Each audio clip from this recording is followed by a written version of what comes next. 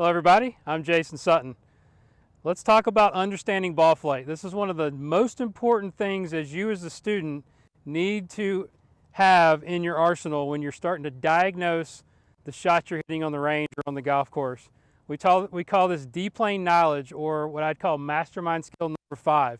As your coach, I want to give you the tools to help you understand when you hit shots what the club was doing to create that curve and to create that start direction. So the number one thing, or the basic in creating ball flight, is understanding that the club face is responsible for the initial start direction of your shots. 85 to 90%, which is a huge number, is responsible for that face angle at impact. So if my club face is pointing to the right of the target, the ball is going to start to the right. If it's looking at the target, it's going to start straight. If it's looking left, it's going to start to the left. So that's number one. Number two, the direction that the club head is traveling relative to the target, which we'll call club path, is what creates the curvature of the golf ball.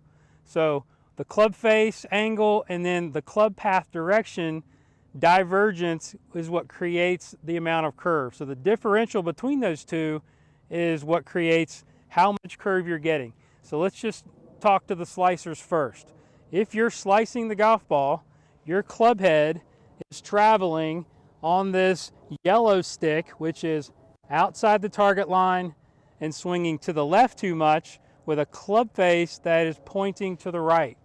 So this is also a very important part to understand why a lot of times a square club face isn't always optimal. If club face is pointing straight at that white stick, which is the target line, and my club head is moving across the ball a lot, then I'm going to get a big slice. The opposite would be for the hookers.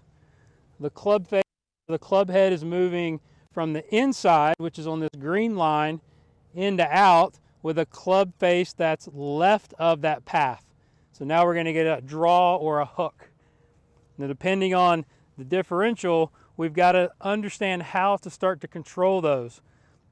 That's why this is a really good starting point when we start to dig into the other mastermind skills, which is club face control and then sweet spot and path control.